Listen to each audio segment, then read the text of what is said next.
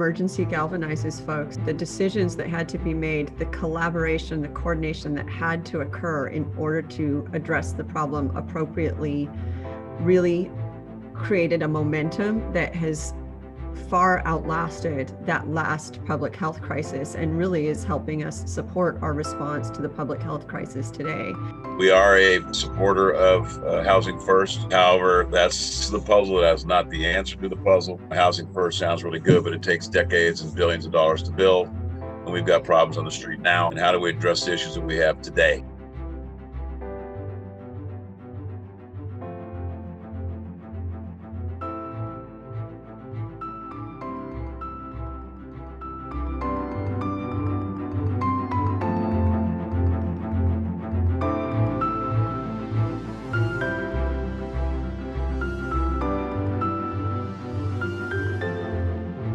Good morning, Charlie. I'm Lisa Jones, Executive Vice President of Strategic Initiatives for the San Diego Housing Commission, who's overseeing our Homeless Housing Innovations Division, which is a division of the agency that works very closely with the City of San Diego and other partnering providers, service providers on the homeless efforts to address homelessness in the city. I was involved in the project from late fall of 2017.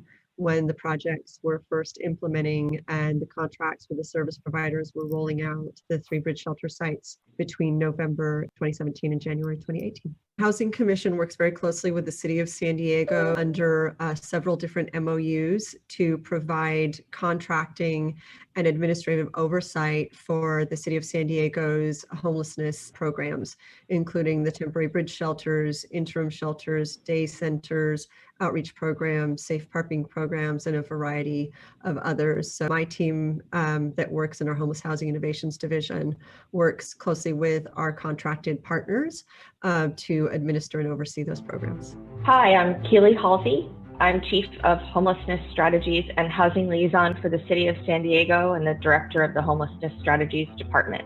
I've been involved with the project on the Newton site since its inception. And I am tasked with facilitation between the city departments as well as interagency coordination, primarily with the Housing Commission, the service providers, and our other partners. I work directly for the Mayor of San Diego. My name is Jonathan Herrera. I'm a Program Manager and Policy Advisor with the San Diego Housing Commission, reporting to the Homeless Housing Innovations Department under Lisa's leadership. In my current capacity, I oversee a portfolio of programs which includes the 3 bridge shelters, and my involvement in the program was in my capacity as the former mayor of San Diego's senior advisor on homelessness, where I was responsible for coordinating all of the city department's activities for standing these projects up, as well as site commission activities and working with our nonprofit partners. When did you make the transition to the Housing Commission? Summer of 2018. I'm Paul D'Alessio. I'm a social worker here at Father Joe's Villages. We're a local nonprofit in San Diego, California. We provide everything all the way from street outreach to permanent housing and everything in between. I've been in social work for now a little over 20 years in residential outreach, day center, and case management and many other capacities. Before that, I worked for the United States Navy and served overseas in Somalia, and actually that's where I got my start in social work. I was involved in this program from the beginning. We had several shelters for singles and families, and then luckily got to increase our capacity significantly, opening a 150-bed shelter for families and single women.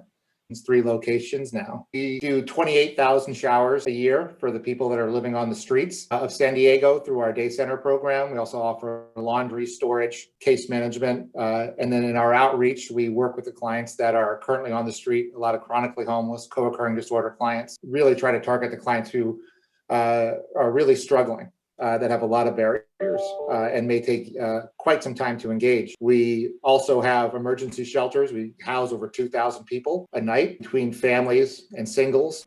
Permanent housing, we have several buildings. I was almost 400 units, which is going to increase greatly in the future through our Turning the Key initiative. We're building on the former site of our bridge shelter.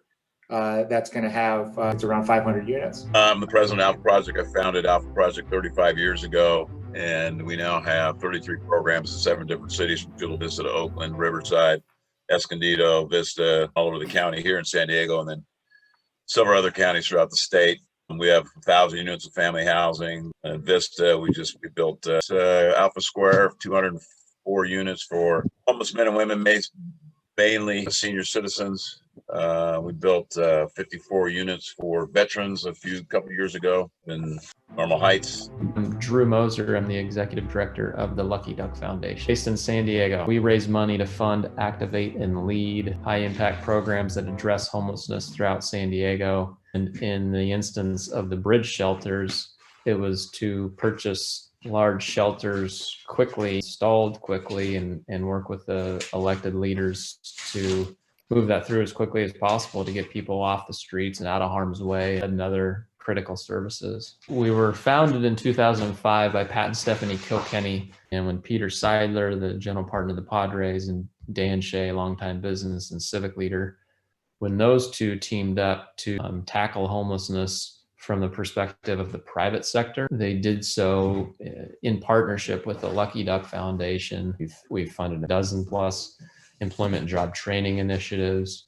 We have a program that provides food and water to more than 1,000 people per day living on the streets, sleeping bag coats to over 2,000 folks living on the streets. 3 bridge shelters. How does that fit into the whole scope of transitional bridge programs? The capacity at the bridge shelters, which include brick and mortar facilities as well as the sprung structures, is more than 700 and certainly will be dictated by COVID safety protocol. So we have the Path Connections facility on 6th Avenue, another Father Joe's facility on Imperial. And so they're part of the city-funded shelter system as well. At the outset of purchasing and standing up these bridge shelters, those structures are not merely emergency structures, emergency shelters, but that they are designed and geared towards housing as an end goal, just like our other shelters are. So there was a winter shelter program several years before the hepatitis outbreak, and it was open for a shorter period of time. It operated every winter for a long time. It created conflict with the city council offices about where it would be appropriate to site the shelter, what services would be available, some conflict with the community. These tents were more like actual tents than the semi-permanent structures that we have in place now. So I do want to draw the distinction that the actual facility was far different. The sprung structures have tall ceilings and HVAC, and the winter shelter was far more of an emergency shelter, whereas the sprung structures are alternatives to constructing a brick and mortar facility, but have many of the same features and characteristics. When that program ended, it didn't leave a vacuum. In fact, the city made a commitment and a decision to invest in permanent beds to replace that, which is actually how Father Joe's interim shelter came into being. So we didn't lose beds in the system at that time. They became permanent. When the shelters were stood up in late 2017, Alpha's initial shelter was 324 beds. There was 200 beds at the VVSD shelter and 250 at Father Joe's. It's referred to as bridge housing, and bridge housing and where that comes from, the Veterans Administration, they identified and sort of coined bridge housing originally as basically a short-term interim shelter or housing environment that was between someone's street homelessness and their, say, VASH voucher or their permanent housing unit. They didn't have any place to stay, what was called bridge housing, until that unit was acquired or finalized, the lease was finalized, whatever that issue was. So that's where the sort of the name bridge housing tends to come from. It was applied here basically in the idea that we would focus on trying to find folks that were high need, prioritized for permanent housing or matched to a housing resource but not yet housed, and provide them a shelter environment to flow through quickly, stabilize, get paperwork together, and keep moving. And that was really the concept, and that still is the goal, but we also support folks that may be high needs that are not matched to a resource yet, and the goal, of course, is to get them matched to a resource, but the initial goal is meeting someone's basic needs for access to, shelter, food, meals, laundry, showers, and then really getting them connected to the community resources that are available. Can someone give me just a quick background, like I guess the context of why all of a sudden these 3 shelters, why were they, what was the context? Why were they popped up? The number of people staying in the city of San Diego on the street, and that increased significantly starting around mid-2016.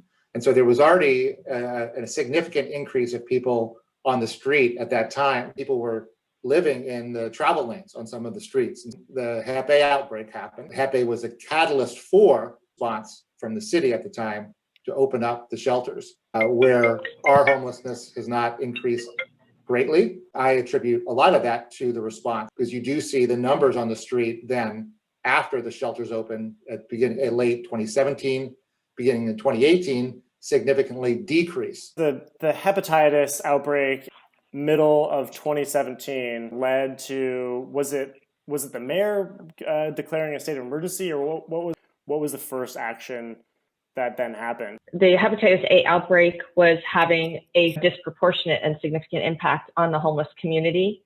And the previous mayor say that was the time in his administration that he stopped seeking consensus for all homelessness related actions and moved forward on his own accord. The powers given to him under the city charter. Passage of the shelter declaration of emergency definitely provided some administrative relief and allowed the city the flexibility to move forward with some of these initiatives. And you know, the city was very much headed in this trajectory of not only developing an innovative intervention, but also taking a look at its portfolio of available resources to determine how best to action that. And with the Hep A crisis, that definitely accelerated that timeline. With the passage of that emergency shelter declaration, again, it did provide the city the flexibility to move quickly in erecting these 3 shelters. Shelter crisis declaration is helpful context, although the shelter crisis declaration is something that the city declares approximately annually and has done for about 10 years. So that provides some authority, but not the type of authority that we needed in order to undertake those massive contracts. What was the tipping point, though? Wow, this is actually a crisis. A clear disproportionate impact on this one population, something more drastic had to occur. That took political will to stand behind the financial impact that it would have.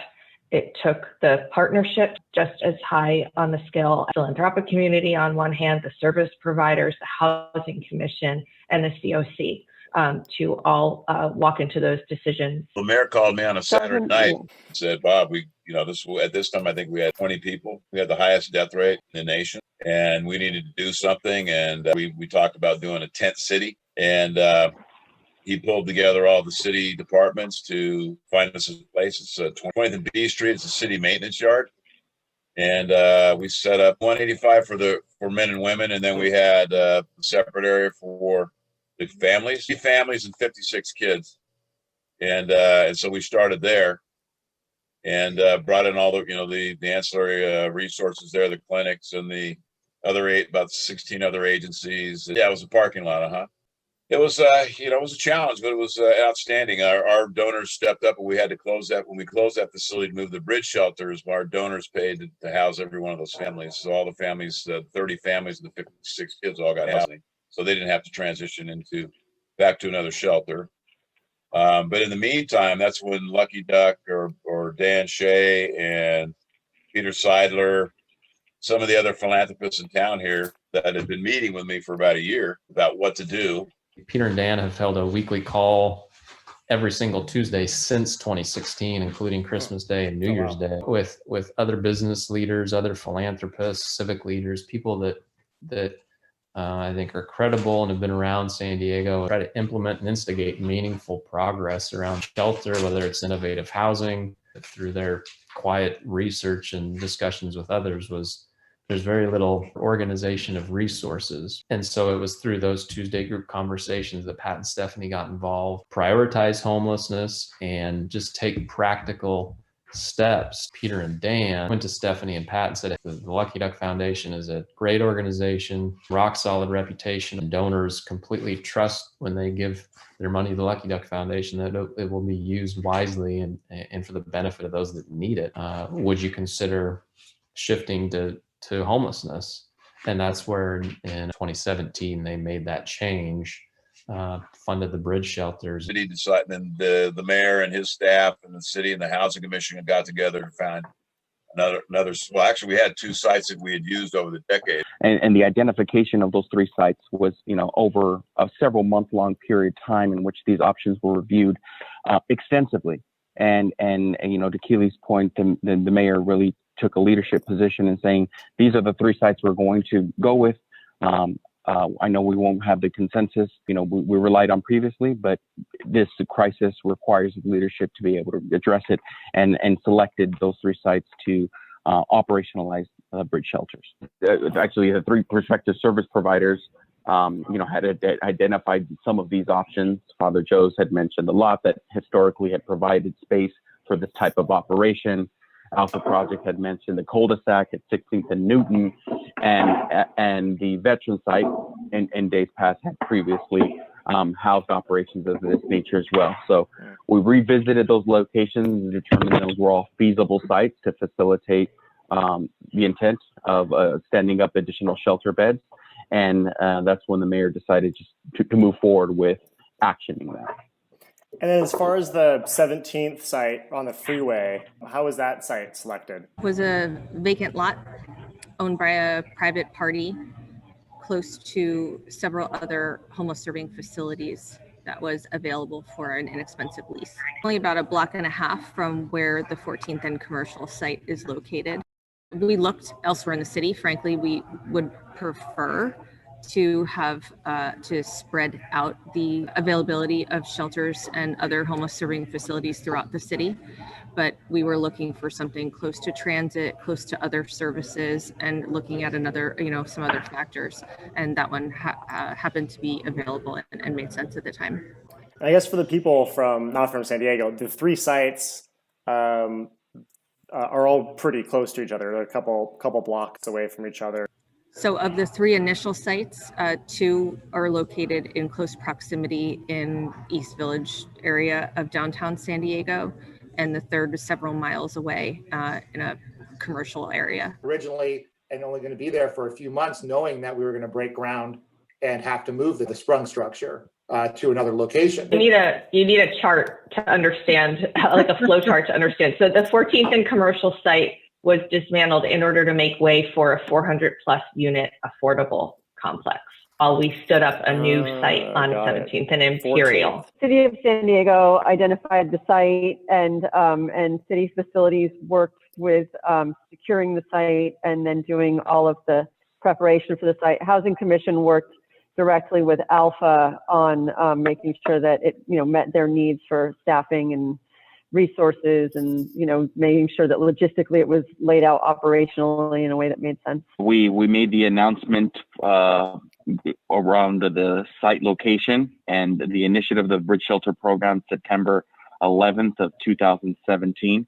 Yeah. And we had the first one open, moving clients in December 1st of that year. As far as the timeline, so Lucky Duck goes ahead and buys these. What involvement did the Housing Commission have in, were they planning on reimbursing for the tents? Was the money lined up to actually hire Alpha Project and operate this? Or how much of those other pieces was sort of lined up? Rest of the plan, basically just to sort of fund operations for the first year? Definitely a lot of building the plane as we were flying.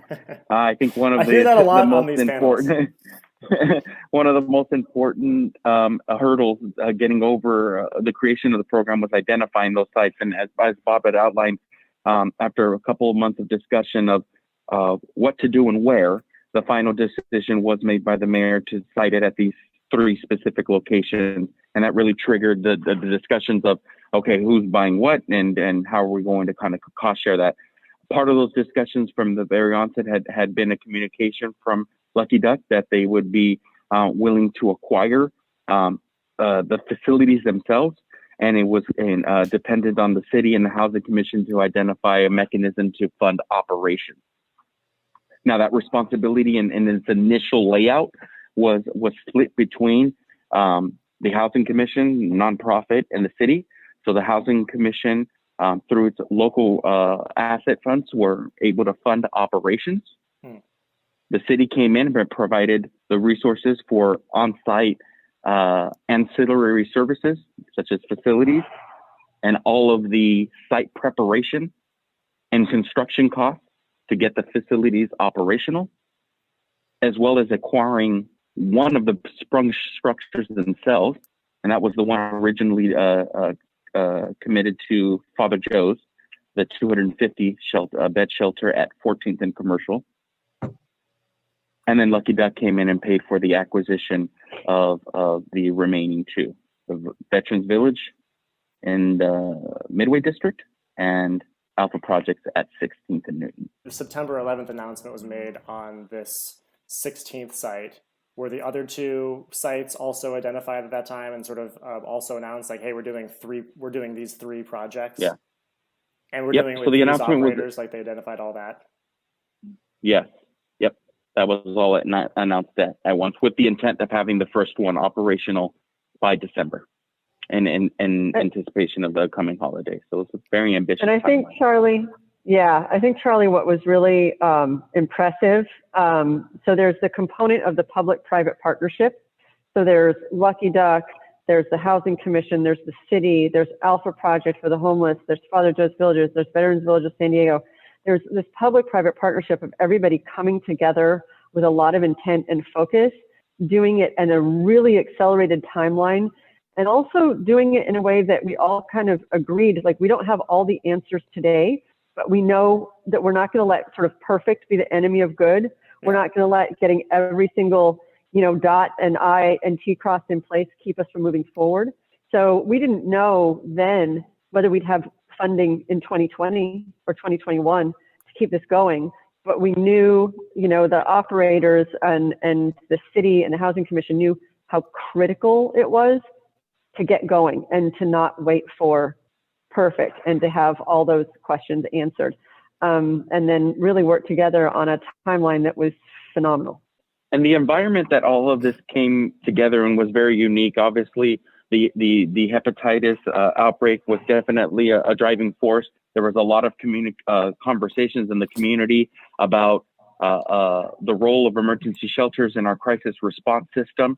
And then also, from the service model perspective, is how do we adequately provide the resources for the service providers to meet this need. So, adding outreach to the teams, fully funding case management, providing on-site services, all elements that we had discussed and identified as being critical to the success of these emergency shelters, but were not represented in the service model as of yet. So this was really the city's first attempt at not only identifying those, but making sure that the service model was developed in recognition of those gaps and providing the service provider the resources to be successful in those housing placements.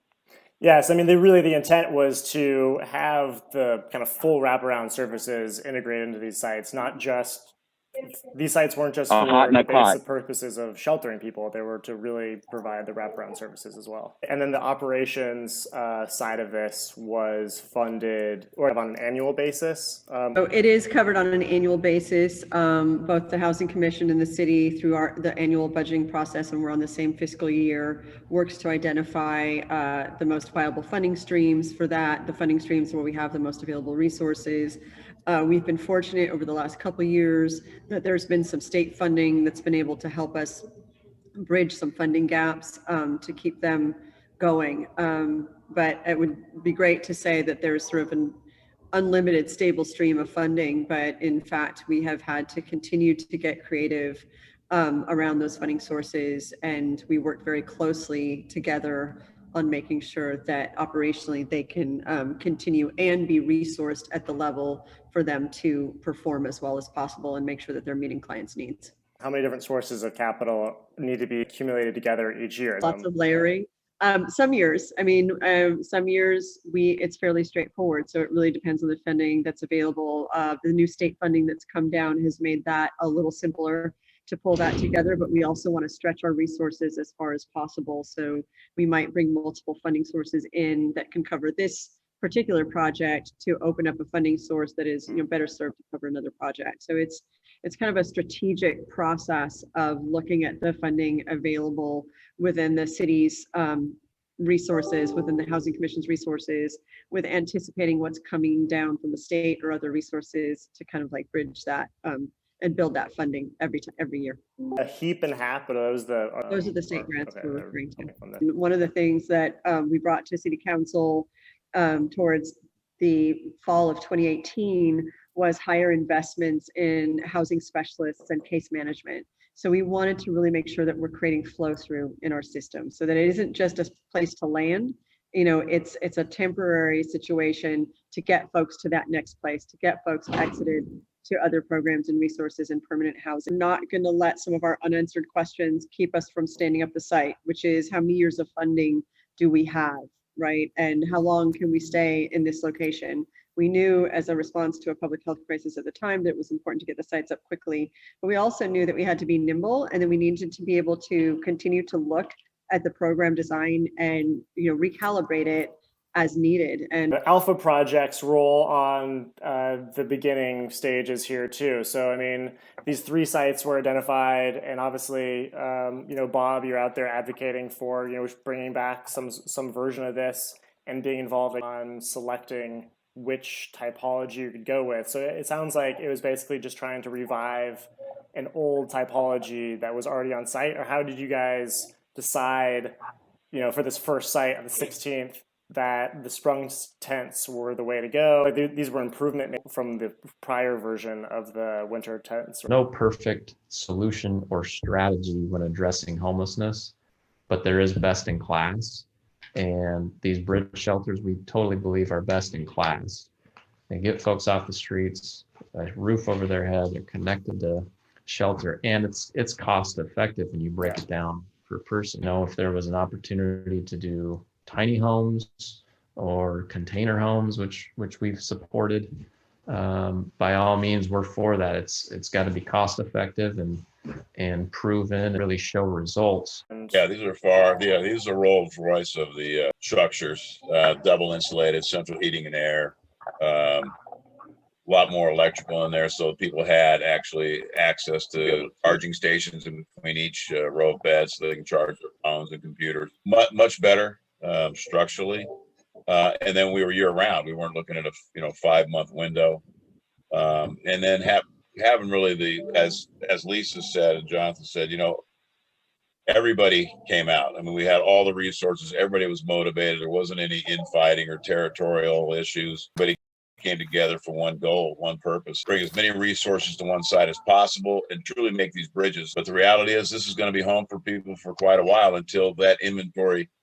is realized. So have housed, I guess, over 800 some people since we've been in the convention center, having all the resources on site.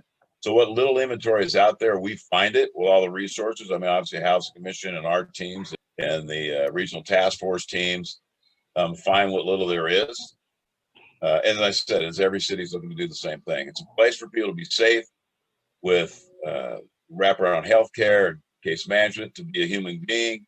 We even have veterinary clinics for our animals there, and then we have lots of dogs and a few cats. How is the density structure? There's all been here. I mean, there's you have the tiny homes and it looks cool, and but there's no density there. Yeah. I mean, you get a 1 acre lot, you've got 20 cabins for 40 people. Explore other options, and so I stole the idea from the casinos, the oil industry. They were using these tent facilities in the military. We're using these out in Saudi Arabia for the oil sites. The casinos were in these tent structures while they were building their buildings. And so it was good enough for them, it'd be good enough for us. We took the concept from them. There's something that can be moved. They're utilitarian. I mean, they're functional. As I said, we can pack them up and move them one site, gets worn out, we can move them to another site. So it just seemed like a way, and they're cost effective, and we're not in just one structure. So as we did here, Father Joe's had was used for families, and then when they moved their families indoors, we were able to use that. We used that tent to transition over to the 17th and Imperial site, so we can just pick them up and move them.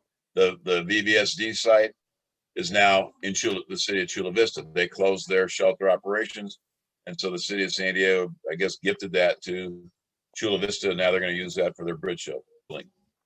Yeah, so I mean, you sort of pioneered this typology, I guess, in Southern California at least, for using these. We were the first that I know of. The most important driving factor was maximizing the space to serve the most clients possible. And then there was some input from the operators as to what type of on-site services and features they'd like to be able to accommodate, and that dictated the final bed count. Some degree also, depending on the space we had available, depending on the site location, impacted like the size of the sprung structure itself too, right? So we had a great deal more space in that sort of closed off street end than on the 14th and commercial site. It was everything to maximize the space, but to be flexible with responding to the specifics of each site location to best serve the best number of people. How is the bridge shelter being redesigned to accommodate? I mean, I'm guessing it's lower occupancy, or are you guys putting up partitions between? Yeah, we went from 324 at the 16th of Newton down to 188.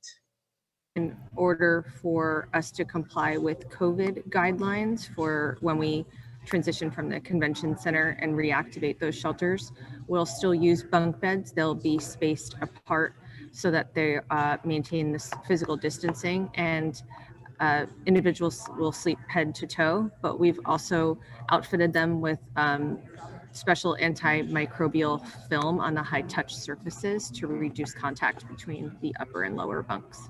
When we were setting this up, I told the contractor to trench the bathrooms to the sewer system, which is only 50 yards away. It was about $120,000 to do that. But the city said, well, if we trench that and make those connections, that's going to be a permanent facility. We can't say that. We can't do that. So it's cost $1.9 million a year to pump something that would have cost $120,000 to trench, because the politics said if we put that infrastructure in, then that's going to be a permanent site. The 17th and Imperial site has all of those plumbing to the gray water system. So the pumping cost is far less. And I've told all these other cities, if you're going to do something like this, make sure you connect the bathroom facilities to the city. It's not the Hilton. We're a tent in the middle of a street. So we don't ever hear any complaints about it. People are grateful to be able to have the facilities, but we make as many accommodations as we can. So we're all about empowerment, empowering people. Specifically speak about opening up the congregate living for families, which is much different than running a shelter when families have their own rooms. And so one of the first pieces of advice I'd give is, especially if you're using a sprung structure or a structure that isn't as inviting, is to have a really welcoming area for the kids to walk into. And that really de-stresses the parents, because the kids are always pretty concerned about where they're going. Take some of the initial stress off of the parents. Also, with congregate family areas, you get a more advanced fire suppression system. For singles, if a fire alarm goes off, they head for the door. On a family program, they head for their kids. And so they don't get out as quickly. With the fire, a really strictly outlined fire lanes is also important for families because they tend to grow with a lot of belongings. And so having that tape on the ground or areas on the ground, knowing that this is a fire lane, it's very valuable to offer an area for single women. Therefore, the single women had a choice. We know that single women go through a lot of trauma on the street, and to have choice whether to go to a shelter that had a lot of men in it. Some of them, if they're a couple, they might want to go to a shelter that the men can be in also.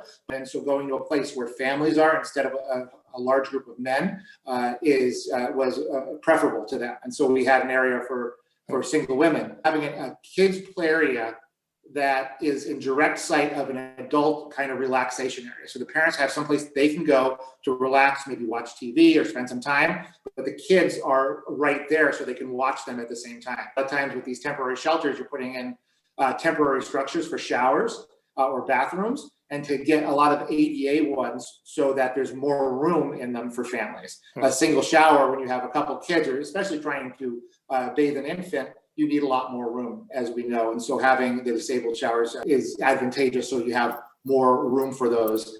From Alpha Project's point of view, I'm assuming so you guys are leading sort of the outreach process, both in finding prospective tenants for this space and moving them into the transitional shelter system, but also reaching out to local businesses in the area. When you have the site selected, how do you work with the surrounding neighborhood businesses, the neighbors? Like, what was the response once the site? Well, we have a reputation, 90% of our 300 staff are people who have been there and done that. They've been homeless, they've been incarcerated, they've been drug addicts and alcoholics, they've experienced homelessness up close and personal.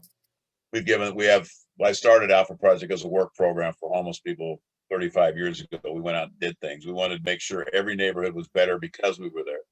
And so we carry that tradition on today, that every facility we have, we self-police. The biggest question when we first cited this at 16th and Newton was there are two elementary schools literally a half a block and a block away. There was reluctance to do that, to have that site there. And I made a promise to that neighborhood that it'll be safer, cleaner than it's ever been. And that's the way it's been. The principal of Perkins Elementary used to go to city council and say, please put the shelter here this year, because the neighborhood was never the same. We also, we send our housing navigators down to the school. 30% of the kids in that public school are homeless. And we have our housing navigators bring resources down to the school they don't have. The city of San Diego cut the budget for maintaining the campus, the weed abatement and things. And so our homeless people go from the tent and go down there and clean up the campus on a weekly basis. So those are the programs that we have a program called Take Back the Streets, which has contracts with the city of San Diego, Parks, Recreation, Environmental Services, Stormwater, Landfill. We give people who have rap sheets instead of resumes opportunities to create resumes. We have dozens and dozens of men and women have been hired by the city of San Diego from the landfill, working side by side with these formerly homeless men and women that they see have a good work ethic, and they're city employees. Your operator has an obligation, twofold obligation, obviously to serve their clients, their residents, their facilities, but also to serve the neighborhood and make sure the neighborhood is better off because you're there. That's not a magnet for all of the negativity that goes on in the streets. And that's what we've been committed to. And I always would tell people to come to our facilities, look around the neighborhood first. Before you come to the facility, look around the neighborhood first. You don't see tent cities and encampments and drug dealing and all these type of things, because we don't allow it. We don't push people around. But if you want to get in, we are a low barrier facility, but we're not a no barrier facility. So we treat you with respect. So let's just treat the neighborhood the same way. The population that's served at this particular facility. So not necessarily single adults. There are married couples in there, but they're not cohabitating there. But yeah, and as I said, because there's mutual accountability and it's really their house and not my house, they have ownership in this. And I've told people from the beginning, if we abuse this, we're going to lose this. About like low barrier to entry, what are some of the rules there? What people ask me, is there an end date for this? And I say, as long as it takes, because we know that there's not a place for you. We don't allow people to come in actively using drugs. People do come in at different states of inebriation if they can make it back their cot, and not, because we're not a drug and alcohol treatment facility. If they're respectful and they're not in anybody else's business, they're not causing a problem, they lay back on their cot, we work with that. We have conversations about how maybe we shouldn't do that all the time. But that doesn't mean they can't come back. We're not going to be a place for people to engage in destructive activity, and to enable them to do that. We're going to work with them on that. So we don't put you out the first beer can we find in your back pocket. The contract administrator, I mean, that's really the key, right? You don't want to create restrictions that create an artificial response to meeting that client's needs. You want the providers that are down there, frontline doing the work, to be able to tailor their services to meet that client's needs. And you don't want to create a restriction that keeps them from doing that effectively. So that even the length of stay that Bob mentioned, like around 120 days, that's a goal. It's not a requirement. There's no term limit. We know that how fast people exit is also dependent on how many resources are in the system. So if there's not a lot of resources in the system at that time, you may not see people exit as quickly, you know, especially folks that really are in need of permanent supportive housing.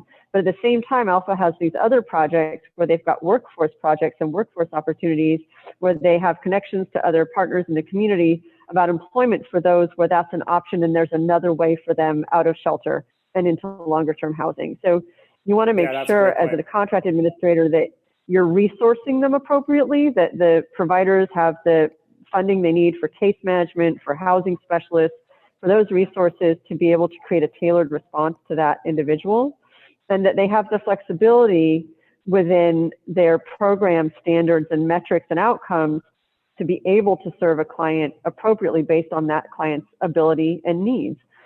And if you get very restrictive on, or you create contract measurements that are so restrictive that the provider can't move around, then you're not creating a client-centered service, which is, you know, really what around low barrier housing focused shelter is about. How the city views how to spend resources, even in the kind of the grander scheme between addressing, you know, emergency shelter and transitional shelter versus prioritizing permanent housing solutions. How do you balance that trade-off? There's always a balance, right? There's there you have immediate needs that have to be addressed, and you have long-term needs that have to be addressed so that flow through in your system.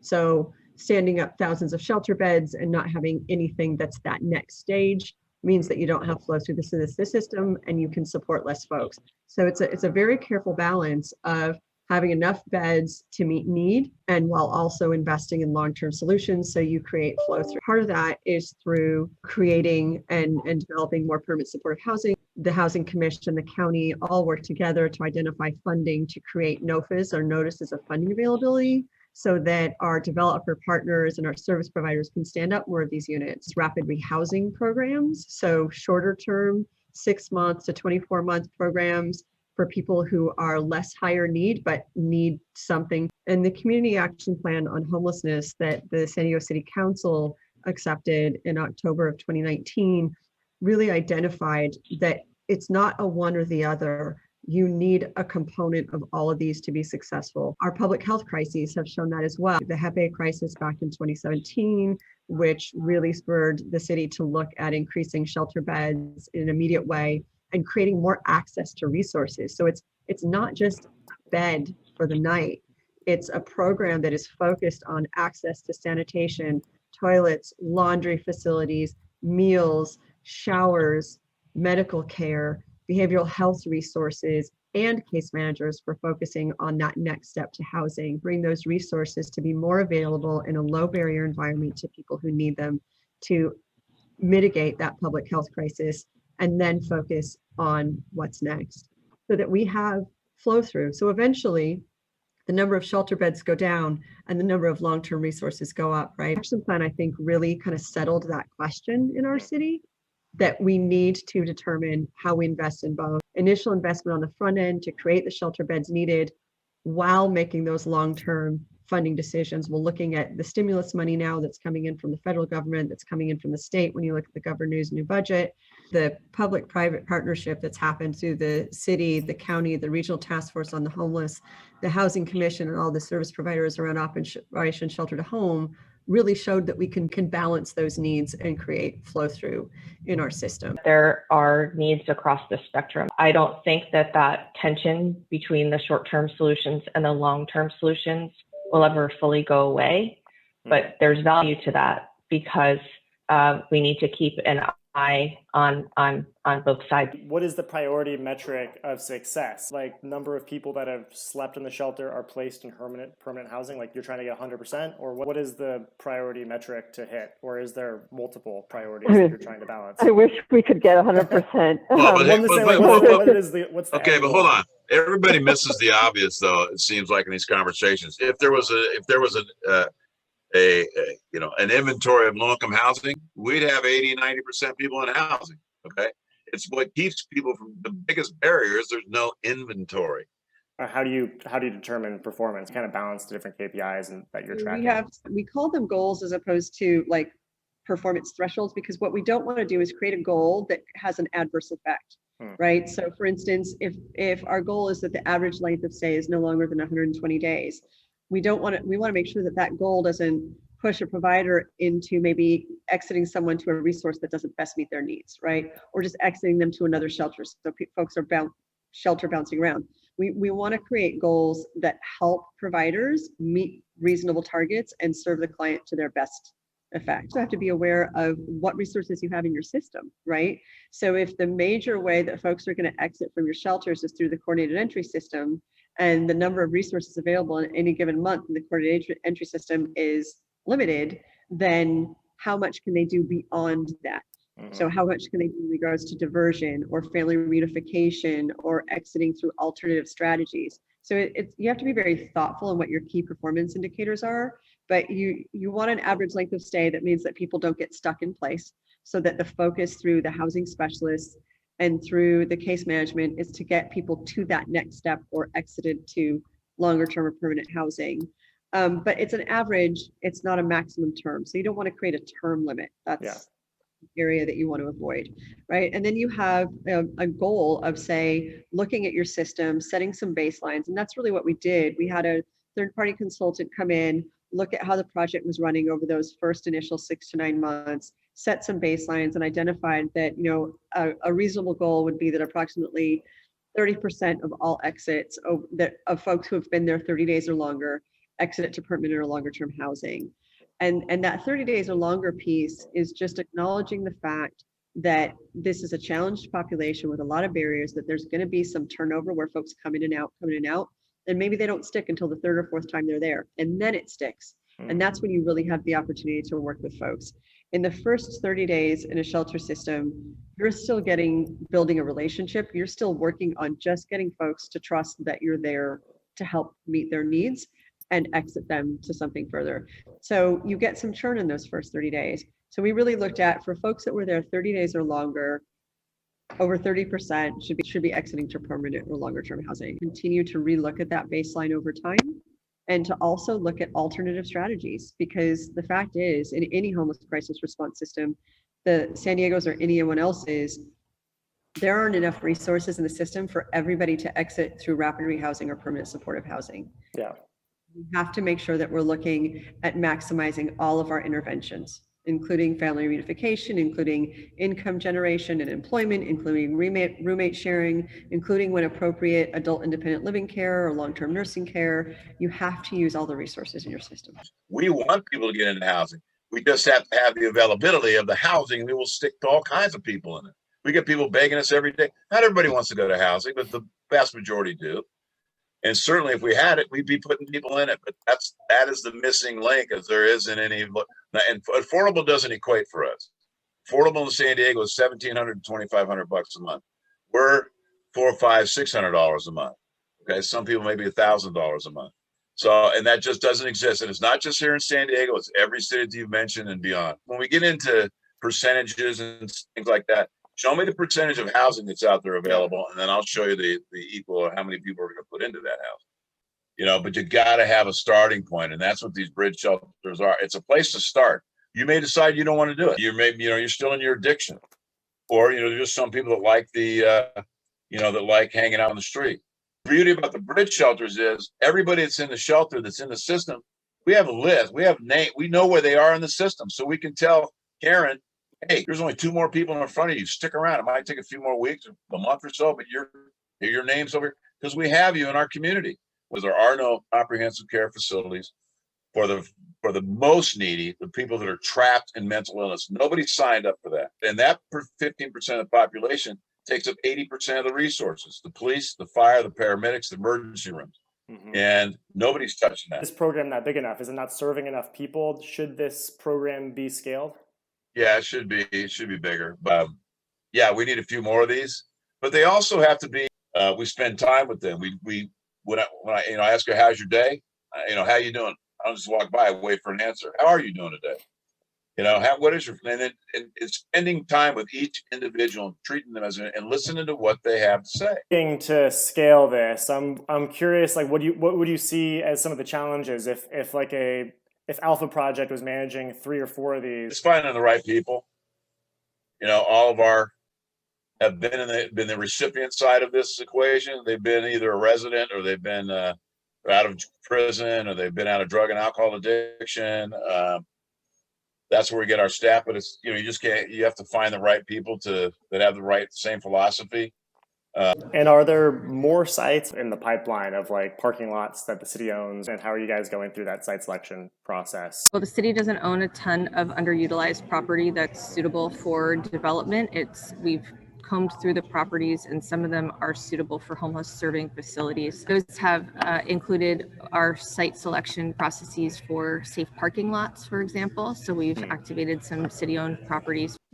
Food and water is great. These sleeping bag coats are great. They're saving lives and alleviating the suffering of homelessness, which is our mission. But the bigger picture is we need to continue to work with our elected leaders to find more shelter and housing opportunities. And, let's look at some of these vacant, unused government buildings.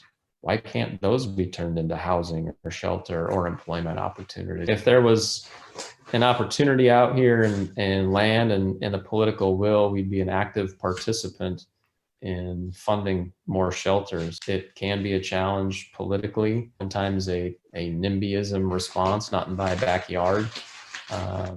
And so part of what we're doing is funding research studies across San Diego's institutions of higher learning, and having those institutions work together collaboratively and convening them regularly to study these types of things. Does home values, do they not appreciate as quickly as they would otherwise if there's affordable housing or if there's shelter in the neighborhood? To debunk a lot of these myths that exist that are typically, an emotional reaction to something that's not based on fact. If you had 2 minutes to give other operators in other cities a piece of advice running and managing a interim shelter program, what would you give? I have a longer list, but my short version is that with respect to site selection and that initial decision, it requires political will. I would say be bold. You cannot wait for complete consensus among every member of the community. However, respect the community surrounding these facilities. It's important to make sure that they're well maintained, well run, certainly indoors, but also that they serve as good neighbors. So we did pay special attention to security and cleanliness around these facilities. These facilities are pledged to enhance the communities that they are situated in, not serve as a detractor. The housing first. Hey, it sounds beautiful. But first of all, there is no housing, and not everybody's appropriate for housing. Yeah. It's a piece of the puzzle. Homeless action plan that was exhaustively researched and over the course of 6 or 8 months and passed unanimously through City Council a little over a year ago. And I think that's been a good rallying point to get folks rowing in the same direction with some very specific short-term goals. But there's still a long ways to go. And this is not something that gets solved overnight. Yard by yard, life is hard. Inch by inch, life is a cinch. We just have to keep chipping away, finding ways to add more beds, finding ways to add more housing inventory, and it's not going to happen overnight, but you keep just sawing wood, we'll get there. Homelessness cannot be addressed effectively with 1 or 2 or 3 people or organizations doing it. It really does take everybody owning their small piece of the puzzle. What we've achieved between 2017 and today, we are one of the only jurisdictions in the state who has actually seen numbers decrease as opposed to see double-digit increases in unsheltered homelessness and homelessness. So that collaboration, that unifying goal and support to really address a significant crisis, to call it what it is, a crisis, and then to continue to respond that way in between these 2 separate public health emergencies, has created momentum that is impacting the decisions that were made in between, decisions that we made as we came into this current pandemic that helped create and stabilize our response through a community action plan. That momentum has carried all the way through. You have to be nimble and you have to be flexible and be willing to look at what's working, what's not. You can't get entrenched in this is the way we've designed it, so this is the way it has to stay. You have to be willing to constantly look at feedback from your people you're serving, feedback from the providers who are on the ground doing the work, and making sure that you're meeting the needs and that you're resourcing it properly. If you don't resource these projects properly, they will struggle. And that doesn't serve the clients and it doesn't serve the staff. Best thing about the work that we've done over the last couple of years, really starting with the bridge shelters and just building on from that, is that we're doing it in partnership. The providers, the city, the housing commission, and our clients too.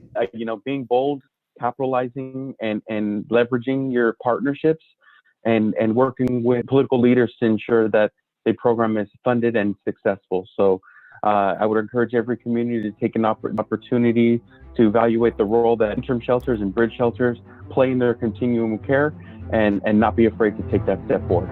Lisa, Jonathan, and Paul, thank you so much for joining us, and thank you earlier to Keely, Drew, and Bob. Great. Thanks, Charlie. Sounds good. Thanks. All right, thanks.